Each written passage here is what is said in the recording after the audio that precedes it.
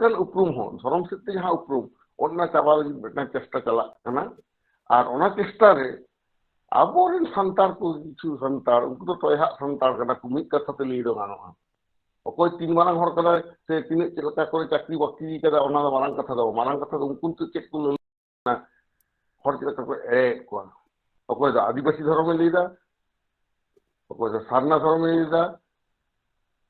bang kana sari dhorom do santar kana sari dhorom katha te do santar ko ge hej kana to noa ko diye te unak pun galmarao ka ru nasna lei do ni karon te huyuk kana teheng bharat sarkar noa bujhau hoche huyuk tabona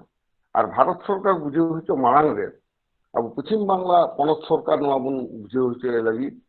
যে বিধানসভা আম মিটাং বিল আগুই মে ওনা বিল রে উনি লই হতায়া যে কথা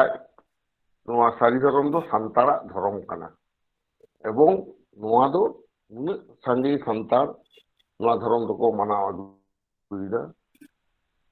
যাহা আবো সংবিধান প্রিএম্বল রে মেনা ধরম ইদি কাতে প্রিএম্বল রে পরিষ্কার কথা all Mena liberty of thought, expression, faith, belief, and worship. Ona na liberty, মানে নোয়া না স্বাধীনতা, আমার চিন্তা ভাবনা না স্বাধীনতা, আমার মত প্রকাশ না স্বাধীনতা, আমার ধর্ম বিশ্বাস না স্বাধীনতা, আর বঙ্গা বুরু না স্বাধীনতা। তো নোয়া যাহা স্বাধীনতা, নদে তেহিং কো হস্তক্ষেপে তাবনা নুকু abon কিছু সান্তাল যাহা ধরম নিতুম পাল্টা না কুকুরুমটু করা ও নদে খন হর আবো বুঝু কো হইত তাবনা আর নুকু ইউটিউব চ্যানেল को যাহা কুলে उनको कहो जिस बांग बुझ कते जे हानकु चेत कुली दा ओना को प्रचार को छुटू कना जे कथा नोंका कुली दा सा गाड़ी ओना लई कते दो चे आमदा असला कुली को पे जहां जिते आदिवासी धर्म को जतो मिट के कोआ कुलीएम से ओना दो आदिवासी धर्म जदि आमा कथा कते सरकार बताओ कि आदिवासी धर्म लिया मिया आदो संतार ओरा मुंडे लड़का नुकु उपरुम दो चाबा आसे बांग और उनको कथा तो आदालत बांग के कुलिया ठीक उनका के सान्ना रो ओरा मुंडे लड़का लका अब को चाबा ताबना ओनोंडे खन आदो राकाब लगित तेगे जापा अबो नखाय सांबादिक सम्मेलन मन हो कदा जहां दो प्रेस मीट को मेने कोलकाता रे अबो नोंडे के ओना के बन लई ताबना जे संतारा धर्म दो सारी धर्म कना आर नोआ सारी धर्म दो खन दो आदि सदाय खन चला हिजुक कान ताबना आर नोआ दो बोंगा एम नितुम कना आबोरेन मारांग बुरुआ जिउ kana noa धर्म दो आ धर्म पुथि दो कान ताबना जमसि बिनती आदो नोआ नाखाय आबो बन लई पासनावा कारण मिटता जिनिस मी लेतार लई आका के ताहेन हुय ताबना रिपीटेडली बांखान दो हर बाम बुझो चदारिया अब तो आर मानवी बाय बुझो लेखान दो सरकार दो ना खाय उन बाय मे लुतुरा आदो ओना हते থেকে তেহিং নরে বন হহ কদা আদো আবুই সবাতে চালাই গ্রুপ ও গমকে হাই লই কেতা বনা আবো কাউডি আনা তো মেনা কেতা বনা আবো নুন গান বাগে বার গোটাং গাওতা নরে সেলে মেনা কোতা বনা মেনখান যত দো উন एक्टिव सही तो बानुक को ताबना ओना खातिर चिके कान ताबना अब काउडी बाबन जावरा दाड़िया कना आदो गपा जहां की जहां उडंग पे दाड़िया ताबना कि आगुई ताबन पे जहां इंडिविजुअल 1000 টাকা तबन लई कदा एग्जीक्यूटिव कमिटी मेंबर एमन की एटा जहां जम को हिजुआ जहां कि 200 500 টাকা जहां को एम ताबना ओना हो अबन आतांगा कारण नोआ सारी धरम जतो हड़ा कना आर नोआ सारी धरम लईते जहां मिटांग लड़ावना अब बन एतहब कदा नोआ दो तंगी तेगे हुय ताबना कारण मिटांग लड़हई जखन एहबोआ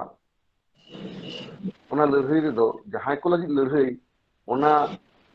युट्रेन सनाम हर के सले लाक्ति कान ताबना नोआ हा अब के बन लैया कारण ते जित धर्म चाबालेन खान अबोआ किंतु बाक्सा टाका हो चाबा जित धर्म बांचाव मेना पार्सी बांचाव मेना अब हो बांचाव मेना ओना ये धर्म पार्सी मालत लेनखान अब होबन मालतोआ आर चेद बाखा ओ न्यामा माने समाज नो ओना छोटो खाटो जिनिस निजे तेगे बन बुझमा मी हर एटा धर्म रे उचल लेनखान गे जदि सेई धर्म रे उचल आय उनी आई गिद्रे दो आज आपाता नितुमा दो बाय न्यामे दम माने का आमी गिद्रे केना मेना उनी आम बाबा नितुम न्याम किया तो उनको हाने ख्रिस्टान साधु साध्या nyutum ko ema kowa ठीक उनका के एटा जिकुनो धर्म रेम चलाव लेन खान गे आमा नोआ जीत ना उपरुम चाबा आना खाय उना को चाबा लगी আর যদি হিন্দু মলোয়া আম তো বঙ্গা বুলু না অধিকার তো বাম নামা না বাংলে বামরে যাহা মনে আম তো বঙ্গায়া হ্যাঁ ako bamre jangate boho thei tama adi jaga no kudu kada bamre janga talkhate unku মানে মানমিয়া মলঙে ইয়ে মানে এনে তাকওয়ায় আদো হই যে নংকানা ঘটনা তাহলে আমরা জানা লাতার দহমিয়া অনে এটা ধরনের নিয়ম খান নংকা তা আপনারা নিজেরা ধর্ম তাহলে খান আপনাদের নিজে লেকাতে মর্যাদাম ᱧᱟᱢᱟ আপনারা ধর্ম গে আপনারা উকুম কানা ওনা লেকাতে গে স্টি কাট বনা কো আদো তেহিন না খাই নোয়া কথা বন লইদা হরমোন এভেনেট কোয়া হর এভেন কামি দো আদি আত কামি কানা কারণ আবো দো বাং বাড়ায় কাতে গে যেমন লুলই হর কো বেশি গে তাবনা उनका के जहां लड़की ले बाको ताहेना उनको तो टाइम से हर को गहर को अदि हारा कथा ako do no Facebook kore bon nyela WhatsApp kore bon nyela কিছু হর না কোয়াদি জোর কো সমালোচনা হ্যাঁ হালকা তো বাংলা না কাদ বাং হইলে না কিন্তু উনকো আন্দোলন রে দো দাহিদি দো লড়াই না দাহিদি দো উনকো বান কো তো তেহিন ওনা কথা কো আবু লইদা কারণ এটা আদিবাসী খন সন্তান আবু দো কিক বন লাহা ᱧᱚᱜ কানা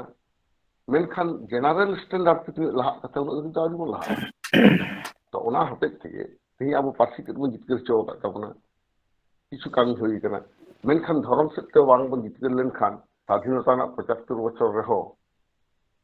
পূর্ণাঙ্গ স্বাধীনতা কিন্তু বাবন ᱧᱟᱢᱮᱱᱟ ᱡᱟᱦᱟᱸ আজাদি কা অমৃত মহোৎসব কো মেনে তাবনা তো চেত অমৃত মহোৎসব ওনা আবো লই হই তাবনা তেহিন ওনা liberty of thought expression belief faith and worship ওনোয়া তেহিন আবো আদৈ তেগে হই তাবনা ওনা আদৈ লই কে গাপা মানে রানী রাসমণি রোড না যাহা 28 তারিখ না লড়াওনা না হুলসে না ওনা উইহেত না খাই সাংবাদিক বন লই আকwa তো সাংবাদিক তিনে কো হিজুক কান তাবনা না খাই আবু প্রেসিডেন্ট গমকে কে কানা খাই সাংবাদিক কো চিঠি কাকwa ওনা যেতারে নির্ভর দায় মেনখান আবো ইউটিউব রে তিনে কান সন্তার না কো তাবনা উনকু দে সতর্ক কো হিজুক তাবন মা ওনা বন কুরুমুটিয়া ইনা খাই আবু সন্তার প্রেস ক্লাব মেটাং তৈয়ার কানা অবনি বাবু হুই ফোন আয় তাবনা হ্যাঁ নুকু হবন চিঠি আকwa বাংলা ফোন তে হবন নেতা কোয়া হ্যাঁ যে নোয়া প্রভাব তাবন মা কারণ আবুয়া সাংবাদিক সম্মেলন দো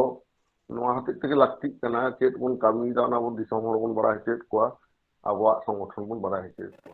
মানিতু দুনিয়া রি লে তাবনা আর হর যাহাই কো মেনা কো তাবনা ko hej kan tabono unku ki lei choko tabon me guru podo babu ma johar ge ᱟᱹᱰᱤ ᱟᱹᱰᱤ ᱥᱟᱨᱦᱟᱣ ᱜᱮ ᱟᱫᱚ ᱱᱚᱜᱼᱚᱭ ᱡᱟᱦᱟᱱᱟᱜ ᱜᱮ ᱞᱟᱹᱲᱦᱟᱹᱭ ᱨᱮ